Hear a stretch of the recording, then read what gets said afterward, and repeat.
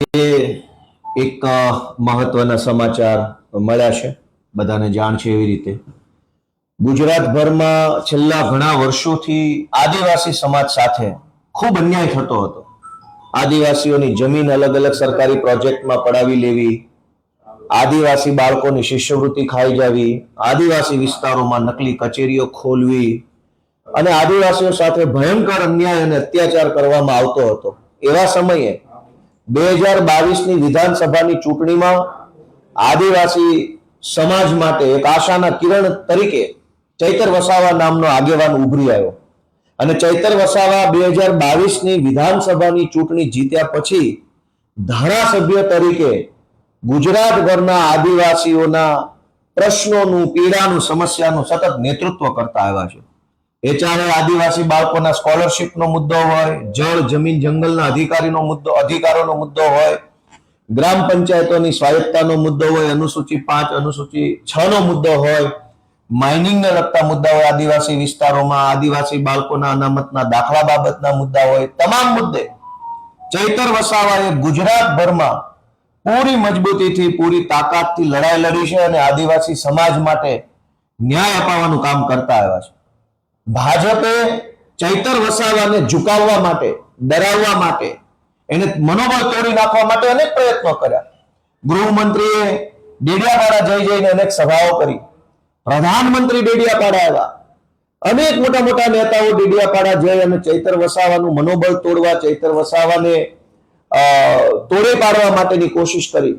પણ ચૈતરભાઈ વસાવા બિરસા મુંડાના વારસદાર છે, વંશજ છે, કે ભાજપ સામે ઝૂક્યા નહીં અને એટલે ભાજપે સરકારી મશીનરીનો ખોટો ઉપયોગ કર્યો. એક સરકારી ખોટો ફરિયાદી ઉભો કર્યો, સરકારી પંચ, સરકારી વકીલ, સરકારી પોલીસ અને બધા સરકારી માણસોએ ભેગા મળી 2 વર્ષ પહેલા ચૈતર વસાવાની સામે ખોટું પ્રપંચ ઉભું કર્યું. ચૈતરભાઈને જેલમાં રાખવામાં આવ્યા અને જેલની અંદર પણ ભાજપ તરફથી એને એવું સામદામ કરવામાં આવ્યું કે ભાઈ તમે પક્ષ પલટો કરી લો તો તકલીફ નહીં પડે. પણ ચૈતર વસાવા ફાઇટર છે. એ આદિવાસી સમાજ માટે, ગુજરાતના લોકો માટે લડવા વાળો માણસ છે, ઝૂકવા વાળો નથી.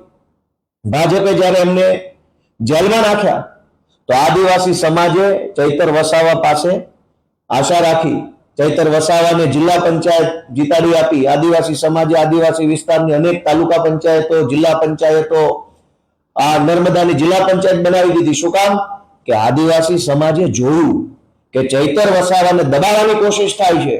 વર્ષો પછી એક મરદ માણસ સમાજ માટે બોલવા લાગ્યો છે, એને ભાજપ દબાવે છે. એ વાત આદિવાસી સમાજે જોઈ, જાણી અને ચૈતર વસાવાને ધારાસભ્ય હતા, સાથે સાથે જિલ્લા પંચાયત પણ આપી. ભાજપના પેટમાં તેલ રેડાયું અને અચાનક જ સજા થઈ ગઈ. સરકારી પંચ, સરકારી પોલીસ, સરકારી વકીલ, ફરિયાદી સરકારી, સાક્ષી સરકારી, બધું જ સરકારી. કેમ આવું? ગુજરાતમાં હજારો ભાજપના માણસોએ ન કરવાના તમામ ધંધાઓ કર્યા છે. એને તો પોલીસ સ્ટેશનના લોકઅપમાં 1 કલાક બેસાડવામાં નથી આવતા. ચૈતર વસાવા જ કેમ? કેમ કે ચૈતર વસાવા ઝૂકતો નથી, ડરતો નથી, ઉભો રહેતો નથી. સતત લડ્યા કરે છે, અવાજ ઉઠાવવા કરે છે. વિધાનસભાથી લઈ સડક સુધી, ગામની ગલીથી લઈ અને સર્વોચ્ચ જગ્યાઓ સુધી થઈ એ આદિવાસીઓ માટે લડે છે. આજે બહુ આદિવાસી સમાજ નારાજ થયો છે, દુઃખી થયો છે. ભાજપે જે ષડયંત્ર કરીને આદિવાસીઓના અવાજને દબાવવાનું જે કામ કર્યું છે એનો જવાબ ચૈતર વસાવા આપશે. આમ આદમી પાર્ટી તો આપશે જ આપશે, પણ આદિવાસી સમાજ ભાજપને જવાબ આપવાની છે. આજે ભાજપે જે ષડયંત્ર કર્યું છે એનો.